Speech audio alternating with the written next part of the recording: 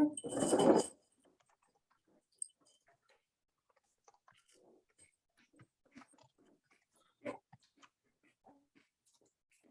time is 10 a.m.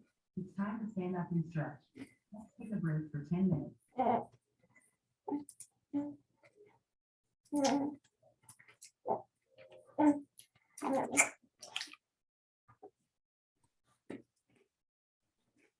Hello.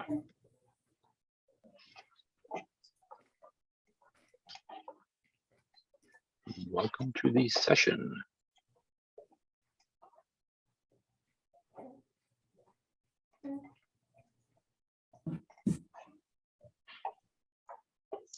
We've got a few minutes here for people to cycle in.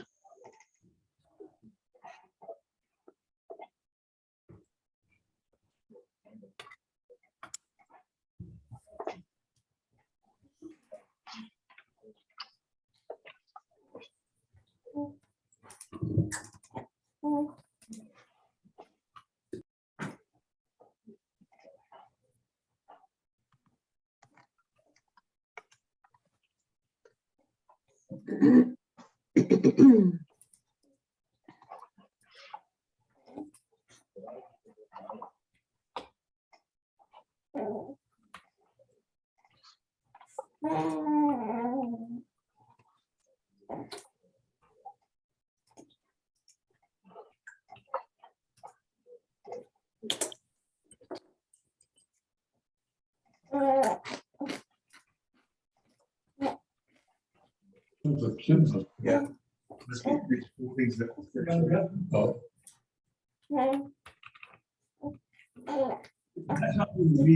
Oh. Yeah, they got this one. So.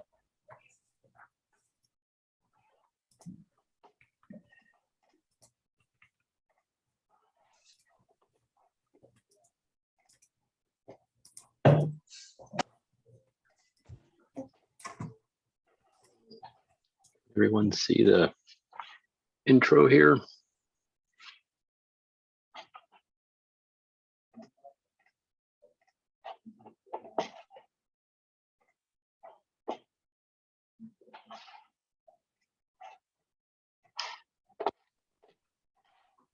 Thank you. See a thumbs up.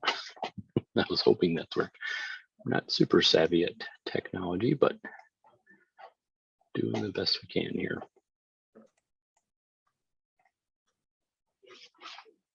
If I'm in slide view, I may not be able to see everything, so if someone needs to, please speak up if Looks like it's up.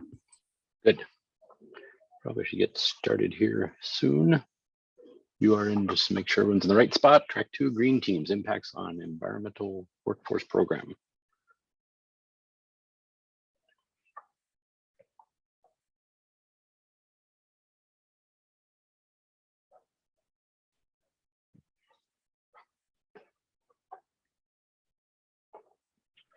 So we'll get started here with this session. Welcome everyone, glad you can make it. I'm Brett Emmons with Emmons and Oliver Resources, EOR for short. We've been asked to just give a brief introduction as the host and sponsor of this, the 10 o'clock sessions. We've been asked to give a brief overview of our company, and then we will transition into the very informative talks after that. So I will start there, and then I'll do the introductions of the speakers once we get to the separate section. So, and if people have, I guess, ground rules, please ask people to keep themselves muted until we get to the Q&A session. You can, I guess, write a note. I'm not sure if I'll be able to always see them. We also have a mod facilitator, I think, sitting in on this. So if some notes come in, we can try to take those up. So just a brief introduction to Emmons and Oliver Resources. We are a multi-faceted firm with all sorts of disciplines, not just engineering, but also natural resources, landscape architecture. Definitely getting into the kinds of issues that we're talking about in this program as well. We have moved our headquarters. We were located in the East Metro. Now we are in St. Paul, in the Midway area between St. Paul and Minneapolis. Definitely part of kind of our initiative to try to kind of bring in more of a sustainable site and kind of live in the communities where we are working. We've actually done, and before I kind of touch on some of our work experience, which of course we're very excited about and it's fun, we've also been doing a lot of internal work, just trying to be more mindful of what kinds of issues people are dealing with. I think this is especially pertinent as we come through COVID and all the things that have been going on in our lives.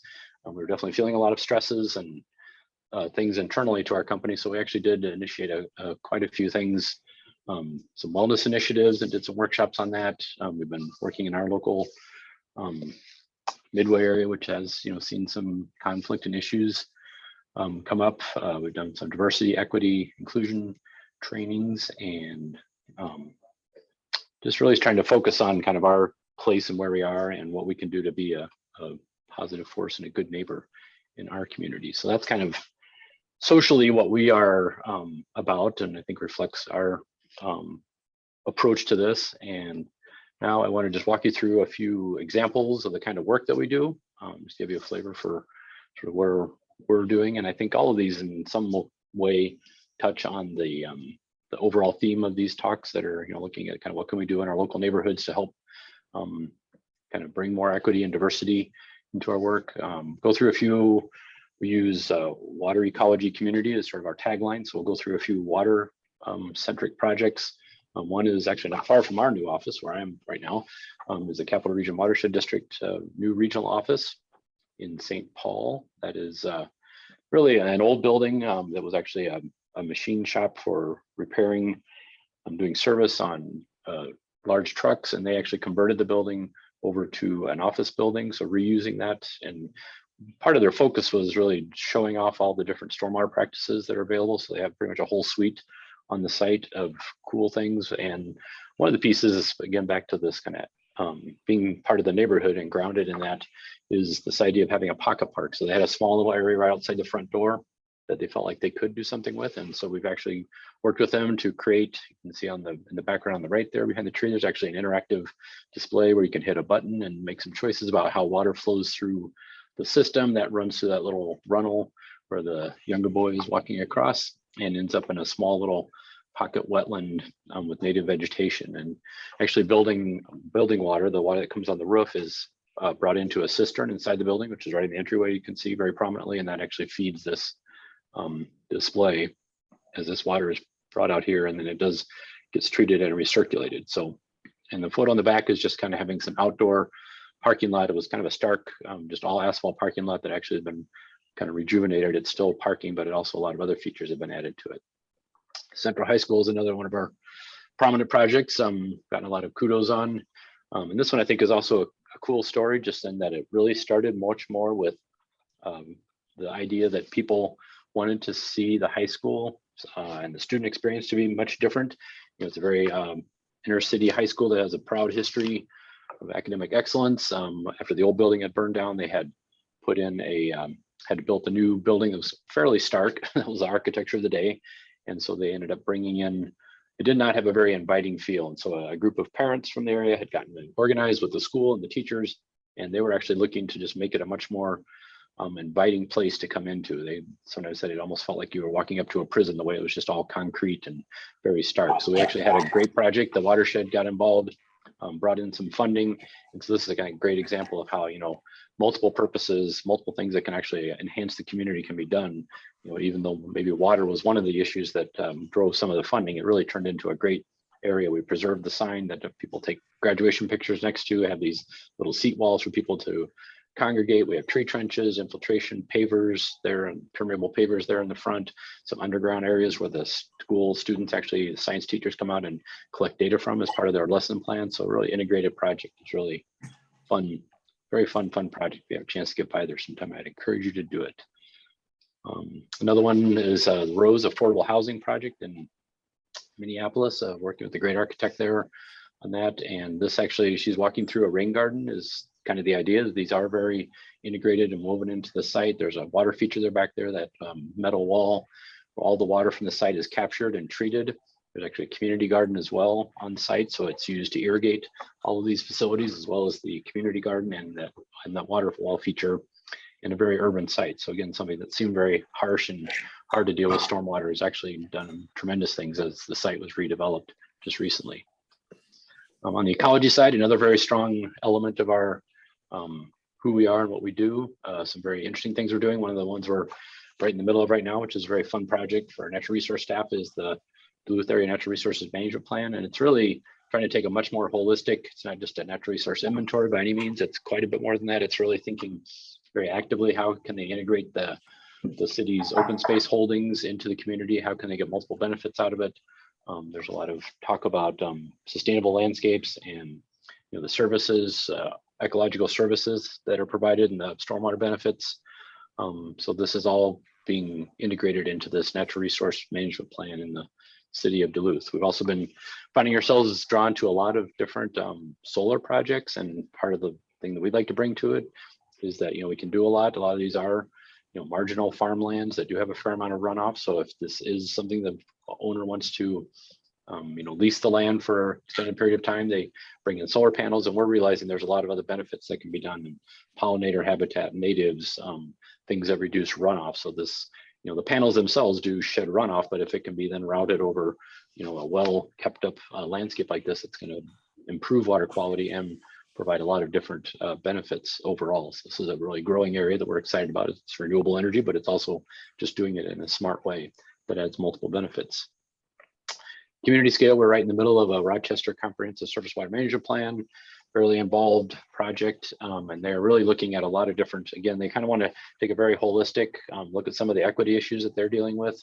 They're looking at a very major kind of redevelopment of their downtown areas, the kind of destination medical center approach with the Mayo Clinic there and IBM in town. And so they really are just kind of stepping back and saying, how can their water system, stormwater, be thought of in a very holistic community sense? How can it build and make their community a better place, and not just think of it as how to move water from point A to B, but actually how does it really enhance the system. Another example is the St. Louis River Watershed 1 plan. There's a lot of these going on around the state of Minnesota. We're fairly active in that. We do a lot of watershed planning. That's kind of the idea here, is to show everything from kind of studies and planning level work all the way down to construction of facilities. So this is a higher level up on the North Shore, looking at all the different opportunities and kind of a very collaborative approach of bringing a lot of stakeholders to the table and getting their input in terms of what this can look like for the various communities and the various stakeholders there. So it's a very diverse stakeholder group that we're dealing with, which is actually quite fun. It's quite challenging, but it's also very fun. So I guess I don't know that we have time for questions per se, but I really do appreciate you attending the session. Thanks to Maud, they asked us to give a little brief bio of ourselves. As a sponsor, we don't have the ability to interact and sit around a table. I don't know, talk it's to just one folks. me too. So this is our sort of virtual way of trying to change things up a little bit. So with that, I will bring in the speakers, do a quick introduction. Again, the talk is Green Team's Impacts of an Environmental Workforce Program. So we're excited to have today two people here. Michaela New is the Youth Community Outreach Specialist for the Mississippi Watershed Management Organization, MWMO. And her work includes collaborating with partners to provide resources and opportunities to connect with youth and young adult audiences to educational experiences, particularly relating to water quality, stormwater management, and natural resources. And as well, we also have Gretchen Engstrom, who is an environmental education lead, who is the environmental education lead with the Minneapolis Parks and Rec Board. This position involves the supervision of citywide environmental education programs to connect Minneapolis residents and visitors to nature in the city. Programs are designed for different audiences, such as preschool, school-age teens, or families, with a focus on a variety of themes such as water quality, aquatic invasive species, birding, canoeing, biking, and gardening. So with that, I am going to figure out how to stop sharing, and I will turn it over to our great speakers. We're excited to have them here, and looking forward to a very informative talk. Thank you. Do you see my screen share? Is my presentation up? Yes. Wonderful. Mine. Everyone else? Yes. Well, good morning, everyone. Thank you so much for joining us today. I'm Michaela New, and presenting with me is Gretchen. We are representing the Mississippi Watershed Management Organization and the Minneapolis Park and Recreation Board. And today we'll be sharing the impacts of a joint environmental workforce program called the Mississippi River Green Team. The Green Team has been a constant component of youth engagement for our organizations for the last 14 years. And today we'll cover the program details and goals, evaluation results, alumni stories, and our future envisioning for the program. The program, created in partnership between the Park Board and the MWMO, is a 2-year employment and conservation program for teens from North and Northeast Minneapolis. Being on the team is an opportunity for the youth to have a mentored job experience, learn about environmental careers, and acquire new skills. The youth are employees of the Minneapolis Park and Recreation Board and work across Park Board and Watershed restoration projects and green infrastructure maintenance. Youth work most of their hours during the summer, specifically 28 hours per week, Monday through Thursday, for 9 weeks starting in June. They complete a variety of projects like pulling invasive species, installing rain gardens, and planting trees and native plants. Educational activities are also incorporated into the summer session, where at least once a week the youth are exposed to an environmental topic and the related career pathway. Topics include water quality, climate change, pollinators, native plants, and stormwater best management practices. These education sessions are usually conducted by community organizations that work to reach youth audiences like Metro Blooms, Friends of the Mississippi River, and others. During the school year, the youth meet at least once per month to assist with various restoration and maintenance projects when the weather allows. It also is a time that we offer professional development trainings related to creating a resume, drafting a cover letter, and applying for jobs. Youth also have the opportunity to participate in outreach initiatives for each organization at events such as the Park Board's Monarch Festival or events at the MWMO's Stormwater Park and Learning Center. After their 2 years with us, once youth have completed the program, they are a part of a supportive network that works with them to help secure jobs and experiences to expand their skills and get them ready for their future. They receive a weekly job bulletin that outlines local opportunities they can apply for. Office hours are offered at the MWMO where youth can receive support in searching for or applying for jobs. We also support the youth by serving as references or by writing letters of recommendation for jobs and academic programs they are applying for. The 2-year program model and alumni network has supported the development of strong relationships with youth where they feel very comfortable asking for help and utilizing the resources we offer throughout their experience. Here you'll see a sketch of our program sequence, starting from recruitment and ending with youth moving into other employment or educational programs related to the environment. Starting roughly at the beginning of the year, youth are recruited through community contacts in schools in North and Northeast Minneapolis. We also get many applicants through word of mouth from previous participants. Applicants must complete a letter of interest before being offered an interview, and we do get letters of interest starting as early as January each year. Interviews are conducted typically in April by our contracted youth and family liaison named Ruth, and take place at the youth's home with a parent or guardian present. The family connection plays an important role in the ongoing relationship we have with these youth. Ruth also interacts with the team during their summer work and visits day to day to help with any issues that might arise. Ruth's role has been a vital aspect of the program and ultimately helps with retention of our youth participants. Once on the team, youth work a majority of their hours with us in the summer and then participate in monthly activities during the school year. The program employs around 18 youth each year with a mix of first and second year team members, along with 2 adult team supervisors. 2021 marks the completion of the program's 14th season of operation and has served over 135 youth. Once youth complete their 2 years with us, they are then connected into that alumni network, which offers an ongoing support in pursuing educational programs and reaching career goals. Both the MWMO and the Park Board have contributed consistent funding over these 14 years to operate the program. Direct costs include staff and youth wages, youth stipends for those who are in their second year of participation because we expect extra initiative and leadership from them, the contracting of our youth and family liaison, securing transportation for the summer, outfitting the team with the tools necessary for their work, and funds to support various educational and other supplemental activities. The amount spent on wages can vary a bit depending on the number of opportunities offered during the school year session.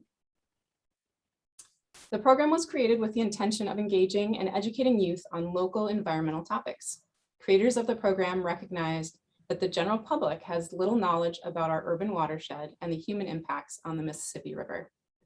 So through the Park Board's already existing youth employment structure, the Green Team was created as a way to engage youth through long-form, environmentally related programming while they participate in a paid experience.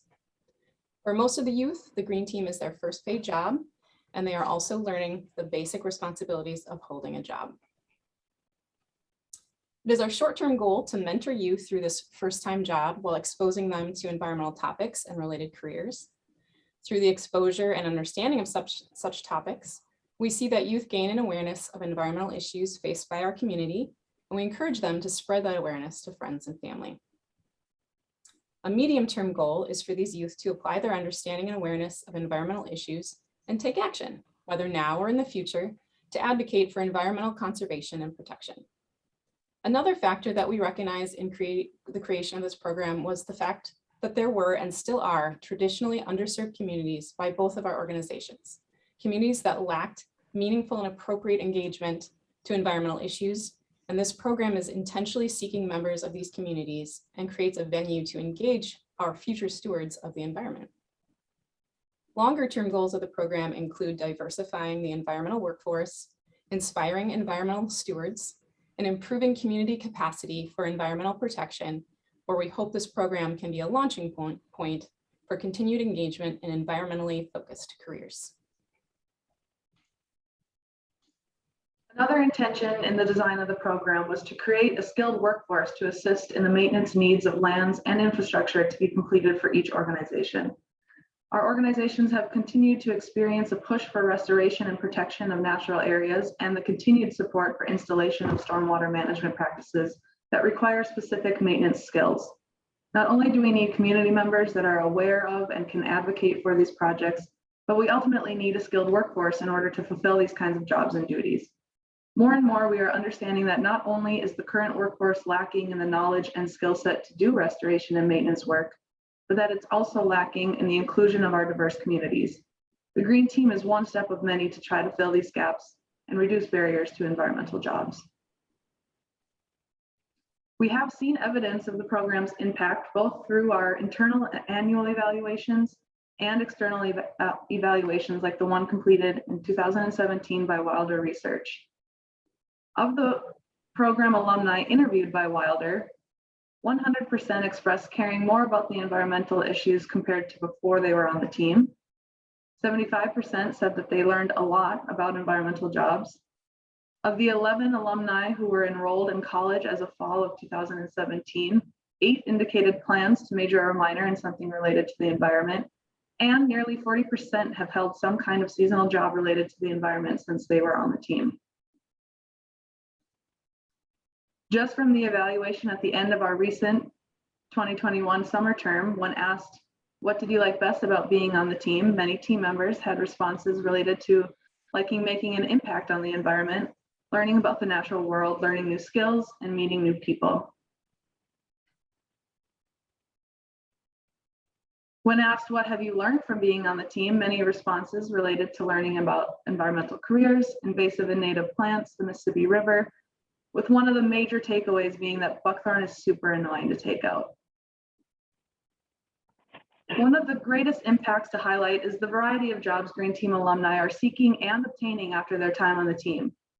Many alumni are very interested in working another environmentally related job throughout their time in high school, and there are many local organizations that Green Teamers have been able to engage with because of their experience on the team.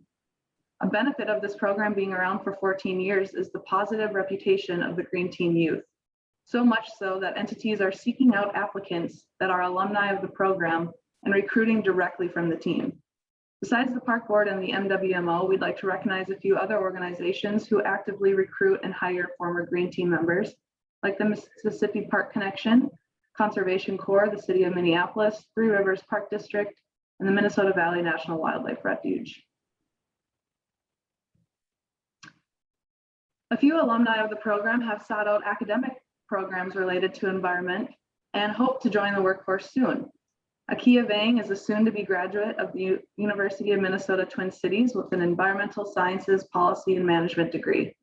He is not only a former member of the Mississippi River Green Team, but he is also a current member of the Minneapolis Northside Green Zone Task Force and acts as a citizen advisor for the Mississippi Watershed Management Organization.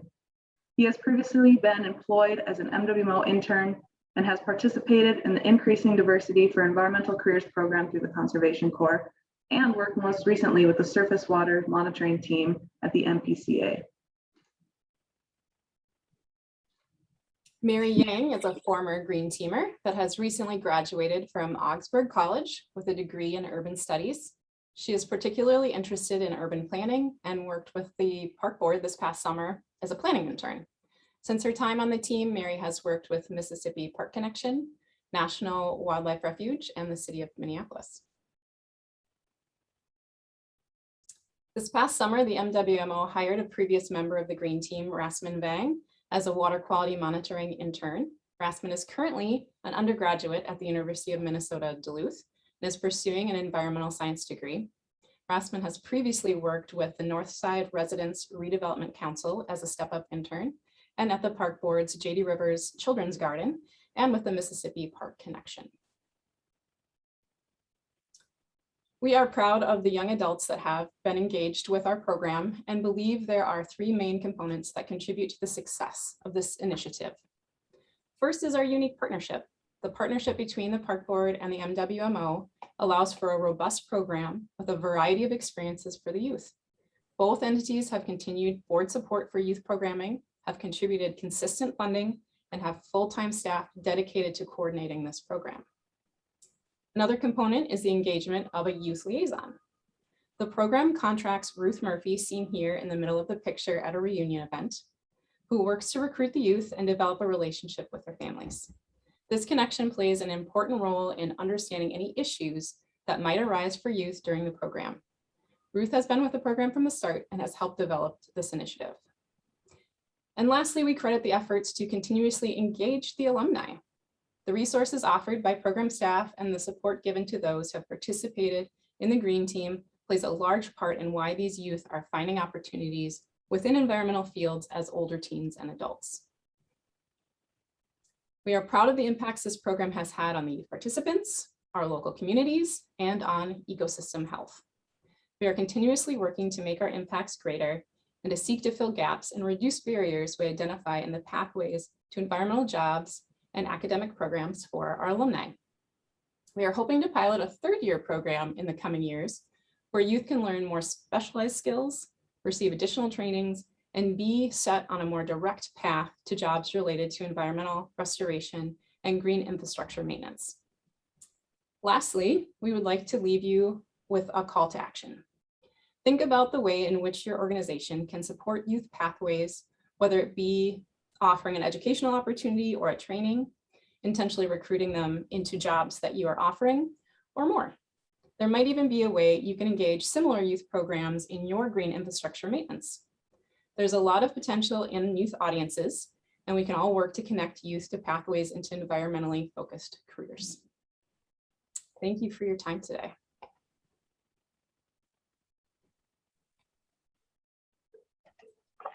Yay, thank you. Can't do the usual clapping, I suppose, like normal, but so we do have a good amount of time for questions. Thank you very much, very informative.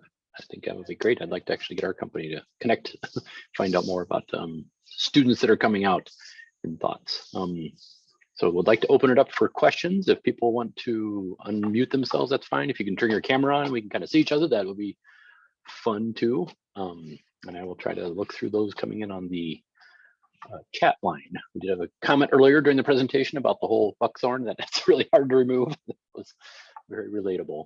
That was a good insight. Looks like Tina Carson's also had a great program. Just wanted to comment on that. I think it looks great. I'm thinking about they're interested in thinking about other types, similar programs.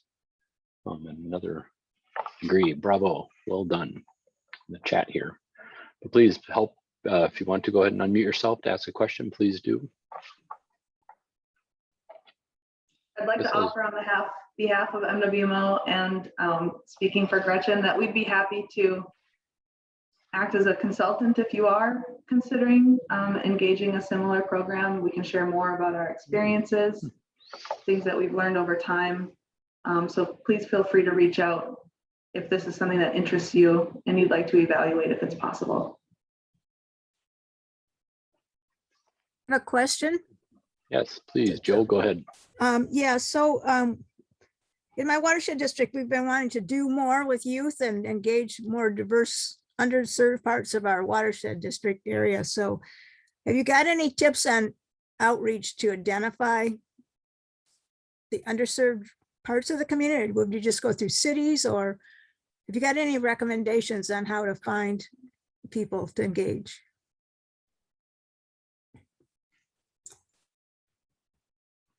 I can start. Specifically for the MWMO, we were looking at areas that all of our other outreach initiatives may not have engaged previously. Where are the gaps in neighborhood organizations that we haven't been reaching, communities that we haven't been reaching, or those who aren't opting into participating in water programming? And why might that be?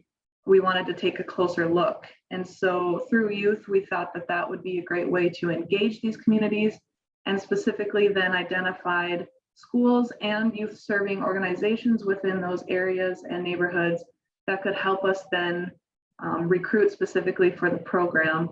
Also, the Mississippi Watershed Management Organization sits on Lowry and Marshall, right in Northeast Minneapolis. And so serving North and Northeast Minneapolis youth allows for them to get to work. It's a close home base for them, and also kind of creates a sense of space for them, a sense of community, interacting with our location. And so those are all factors in considering the kind of geographic outreach areas that we would like to reach. Because we're primarily engaging youth that are 14 and 15 years old, it's really important to figure out that travel piece. How are they going to get to work? They're not driving themselves. It's not always likely they could bike, although summer employment helps with that.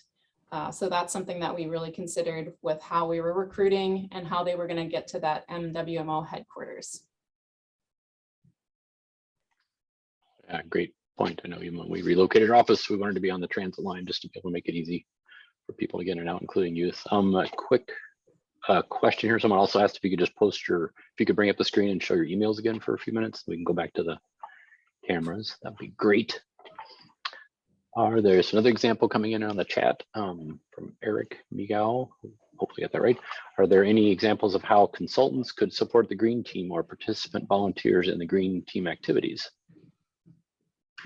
Any examples Great question. We often are bringing in all kinds of experiences, and not just weekly are we trying to provide those environmental education opportunities.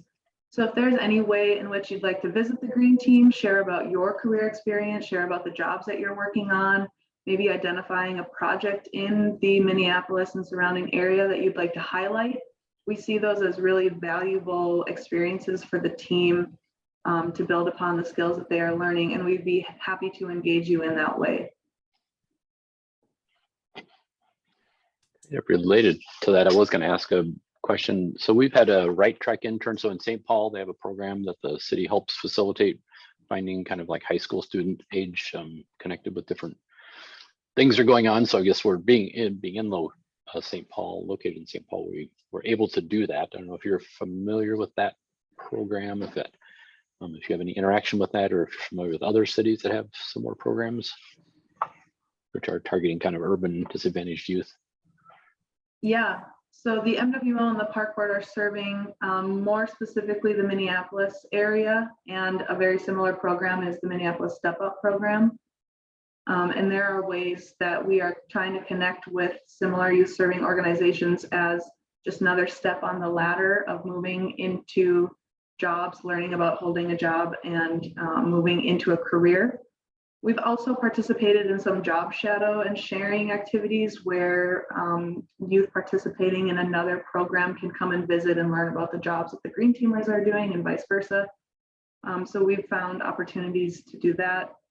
And referring to that question and the one before, if there's ever any trainings or opportunities that one can offer, including through an existing program like Right Track, that's often a good time to connect these programs to reach larger audiences, because we're trying to engage our youth in similar ways and teach them similar skills. And so if one program is already offering something, let's not reinvent the wheel. We can share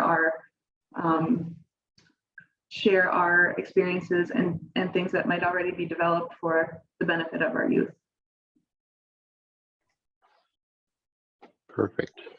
And also along those lines, I'm not sure if I have the title correctly. So through the city of Minneapolis, I think they're doing kind of a workshop, a series of workshops with youth to look at if they're interested in kind of environmental and water fields, the kind of things we do in our day jobs. So we've been connected with that, and we'll be doing a workshop Saturday actually with a group over in Minneapolis, the near north. I don't, the name of it is escaping me right now. I'm not sure if you're familiar with that. I think that's all kind of underneath the umbrella of the green team system, isn't it? The funding that they got. Is it called the Northside Safety Net?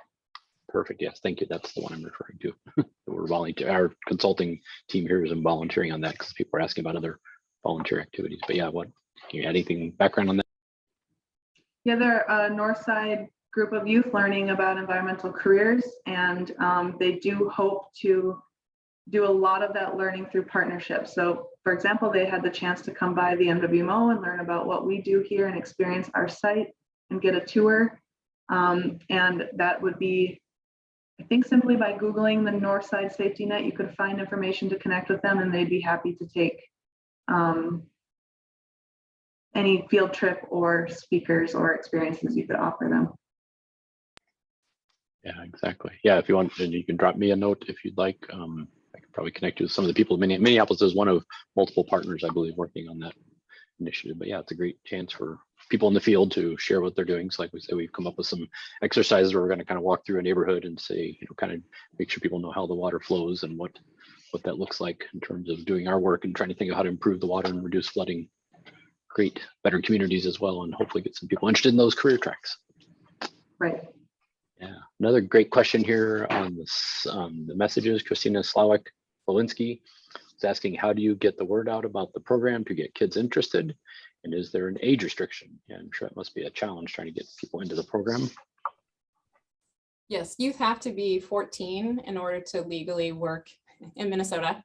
And we try to get children who are not yet 16 and have more work opportunities to compete with. And we do enjoy having those youth as their first job experience.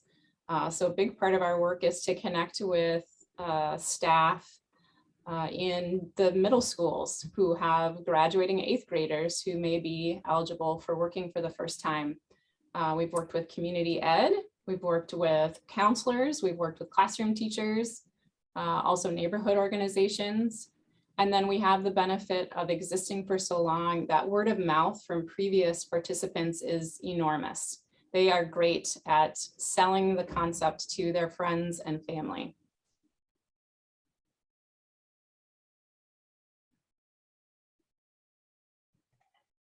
Yeah, I know. And organizations like Conservation Corps, they also have lots of positions, but just sometimes getting people aware of it and in the door is a challenge.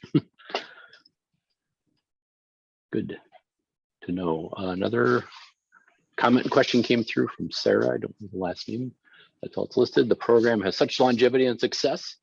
This was really great to learn about. Do you encounter funding challenges for this program, and when you originally proposed the idea? Yeah, great question. I'll say it did take 14 years for both organizations to kind of solidify the funding within programming. And before that, we did spend a lot of time looking for available grants or dependent on federal funding. And a lot of the times, grants and that kind of funding comes with some restrictions or some specific qualifications that we had to apply for our teams. For example, a lot of federal funding for youth comes with the fact that the youth entering the program must be at risk. And while we are serving areas and encounter a lot of at-risk youth, we did not want to limit our diversity of our group to just that. And so we were always trying to find supplemental funding so that we could engage a variety of youth from the neighborhoods that we were targeting. And yeah, it had been a challenge year to year to determine what the funding source would be, what the restrictions would be on those participating in our group. And then also it did affect year to year, sometimes the number of youth that we could engage. And I do see that as the next question, how many participants do we engage each year? We hire 18 youth and 2 adult crew supervisors. And that's mainly due to the fact that we have 2 passenger vans and 9 youth can fit in each van. And so we have to cap participation at 18 youth. We'll have 2 vans. The crew supervisors are driving throughout the city. Yeah, thanks for jumping into that next question. Perfect. Yeah, and I have some involvement with the Conservation Corps, and I know in some cases they actually have state agencies and such that have needs and are willing to bring in youth to do this, but they actually sometimes getting enough youth to fill those positions. Do you ever find yourselves, do you see that kind of dynamic where you actually have some funding that you could leverage, but it's also a matter of just kind of getting all these logistics like the van and the number of students available, or is funding usually the limiting factor? Yeah, well, we usually don't have an issue with enough applicants, though by the time Ruth gets to their house and explains that they'll be working outside all summer long and that we're taking their phone and they can't use that every day, then we get some applicants kind of dropping out of the process.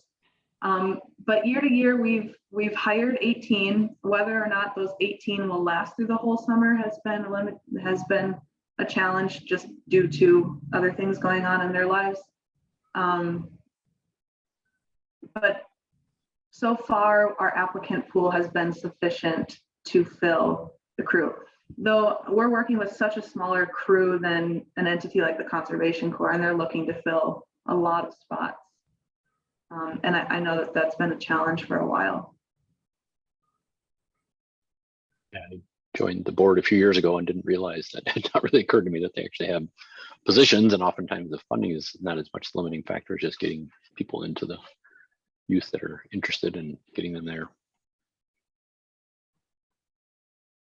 Open up for more questions. We still have a few more minutes. Since the next session starts at 11.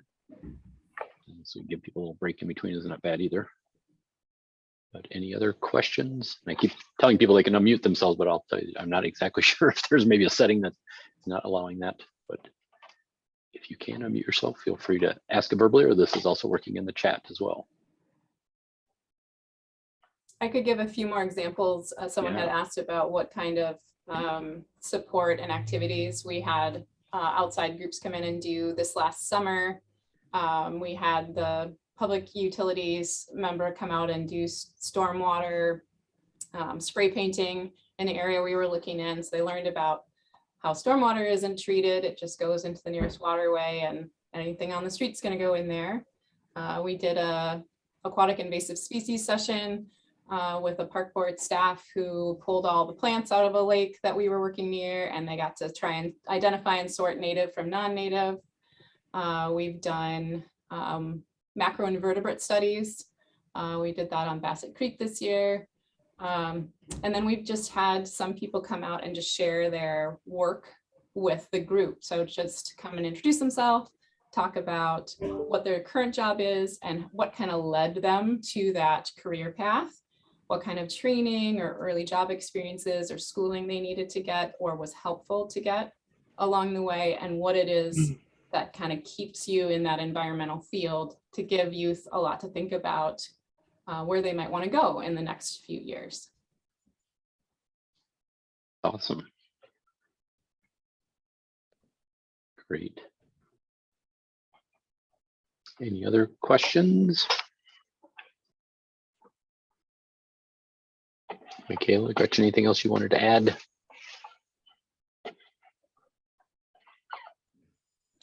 I guess I'll make a plug for this recent team got highlighted by the Nature Conservancy's Trees Walk Water, Now land. it's trees, water, land. So Nature Conservancy's climate campaign, and you can find it through our organizational websites or through the climate or through the Nature Conservancy's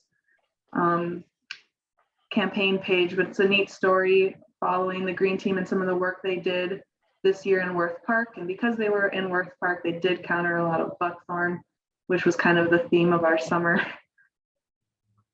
But it's a neat story. I encourage you to check it out, and you get to see the team at work.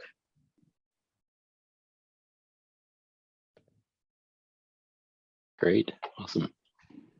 Yeah, I think like offer everybody give them a hand, give your clap symbol, or thank you very much for doing this.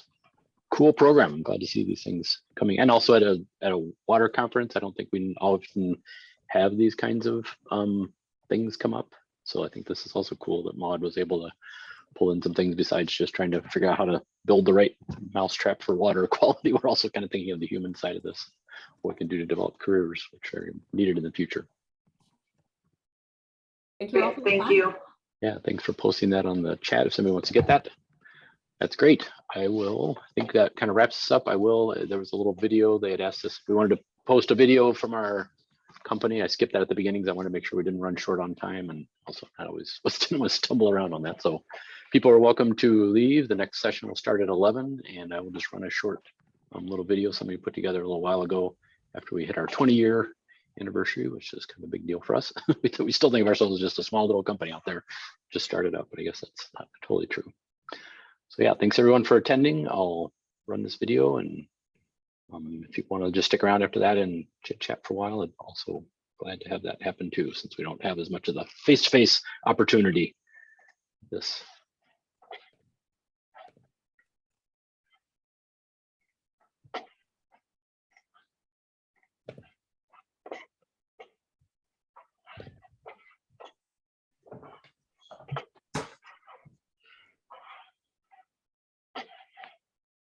Need to make sure I do this right so we get the audio with it. There we go. I clicked it right now. Okay, try this. I think what is special about this company is that we are water centric. Most cities are founded on a river or some sort of water body. We think of water as plentiful and clean, and we take it for granted, but people are starting to realize that it is a finite resource and we have to be better stewards of it. Really what propelled us to start the company, there was a lot of frustration seeing that water resources and water resources management was always an afterthought. Something that you do at the end of your project to get permits and to make it look green. That definitely keyed into my desire to have more of a multidisciplinary look at projects in the world. So it wasn't just that engineers knew everything and they could come up with all the solutions, that it needed to be much more of a team approach where you had other disciplines, natural resource specialists and groundwater people and landscape architects. And I think we're all attracted to that innovation and that idea that things can be figured out in a new way. We do water resources engineering, learning from nature, seeing what nature tells us, not trying to impose our will in nature. We have a lot of changing climatic conditions, and so I think there's just the practical side of how do we manage a changing world. And then we also have changing expectations. I think a lot of people are saying, we want our city to be livable and we want some greenery there. We want it to be a vibrant, enjoyable place to be. And I do think that's where our sort of brand of green infrastructure and a green way of looking at design does tend to really stop people in their tracks sometimes and appreciate the fact that it doesn't necessarily have to cost more, it can actually cost less. We are designing things in a way in which we'll be resilient, we'll have less impacts in nature and the ecosystem, and doing things better.